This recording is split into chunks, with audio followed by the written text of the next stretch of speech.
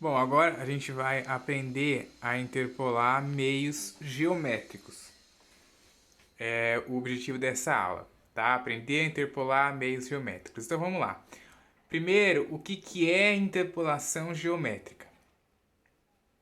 Bom, interpolar meios geométricos significa colocar números reais entre dois números dados, né?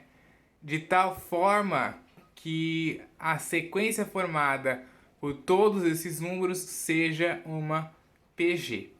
Então vamos entender isso num exemplo. Ó. Interpole três meios geométricos entre 1 e 625. Então, interpolar meios geométricos é colocar números reais entre dois números de tal forma que essa sequência seja uma PG. Então, a gente vai interpolar três meios geométricos. Três meios geométricos é três números, certo? Três números entre dois números dados, que neste exercício foi dado o número 1 e o número 625. Inicialmente, devemos considerar a PG tal que o A1 é 1 e o A5 é 625. Por quê? Porque a gente vai interpolar três números entre esses dois números. Então, o menor número é o primeiro elemento e o maior número é o último elemento. Nesse caso aqui, o A5. A5 porque a gente já teve o A1, que é o primeiro elemento. Aí a gente tem o A2, o A3 e o A4, que é os três meios geométricos que a gente vai interpolar. E temos o último termo, que é o 625, né? Por isso que é A5. Por isso que a gente tem 5 termos nesta PG que a gente vai descobrir os termos, tá? Então, a primeira coisa que a gente tem que saber é que tem que ser uma PG, né? Como a gente está trabalhando com a interpolação de meios geométricos, então os números que a gente descobrir para o A2, para o A3 e para o A4 tem que formar uma PG. Se não formar uma PG, tá errado, tá? Então, o mecanismo que a gente usa para descobrir qual que é o A2, qual que é o A3, qual que é o A4, né? A gente interpolar aí, para a gente colocar números reais entre 1 e 625, a gente usa também pela fórmula do termo geral. Então vamos lá, ó. Usando a fórmula do termo geral da PG, temos. Então a gente tem aqui a fórmula do termo geral. Aí eu vou pegar, lembrando, eu sempre pego os valores que eu conheço. Eu sempre tenho que pegar valores que eu conheço. Por isso que eu vou pegar aqui, ó, o A5, né? Substituindo o N, né? No caso ali por 5, que é a quantidade de elementos que tem na minha PG ali, né? Eu tenho 5 elementos. Conheço 2, desconheço 3. Então vai ficar A5 é igual a 1 vezes a razão elevado a 5 menos 1. 5 menos 1 dá 4 aqui, tá? Aí o A5 eu já substituí, que é 625, né? Ó. O A5 é 625. O A1 é 1. Então 625 igual a 1 vezes a razão elevado a quarta. Aí esse 1 que está multiplicando a razão, ele passa dividindo. Vai ficar 625 dividido por 1 igual a razão elevada à quarta. 625 dividido por 1 é o próprio 625, né? Ó. Então a razão elevada à quarta é igual a 625. E aí eu passo o expoente do 4 ali como sendo a raiz quarta de 625, né? Mais ou menos a raiz quarta de 625. Lembrando que esse é um passo importante, né? E é um passo que muita gente esquece. Quando a gente passa a raiz, né? A gente tinha o expoente 4 aqui. Na hora que eu passei ele como raiz, eu não posso esquecer do sinal mais ou menos.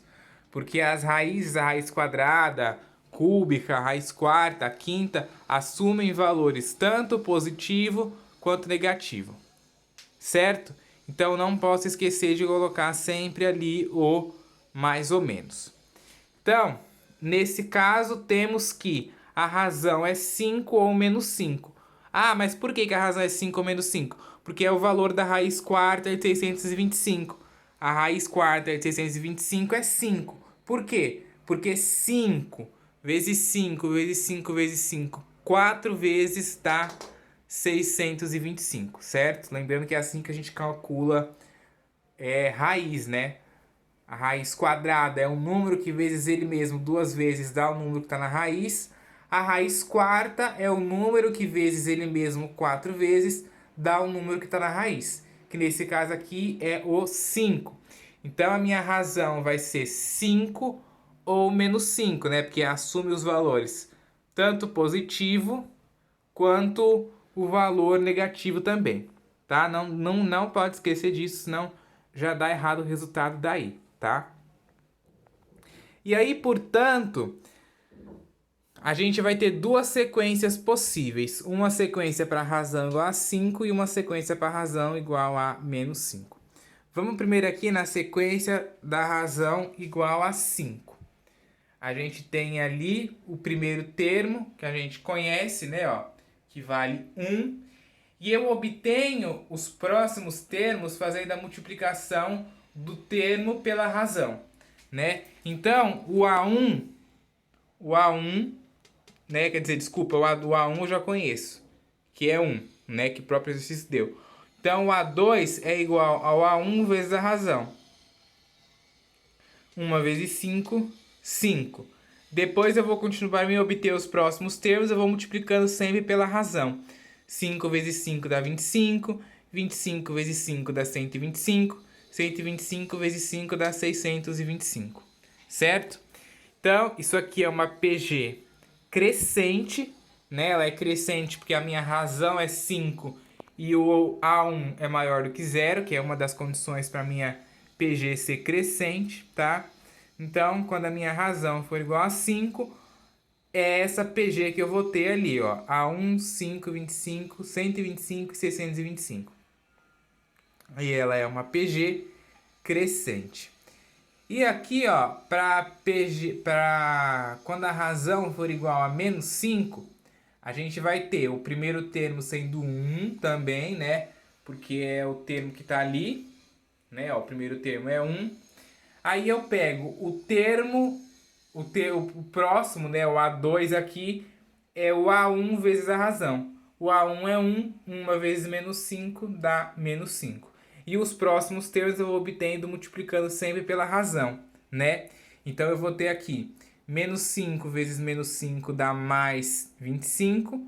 Mais 25 vezes menos 5 dá menos 125.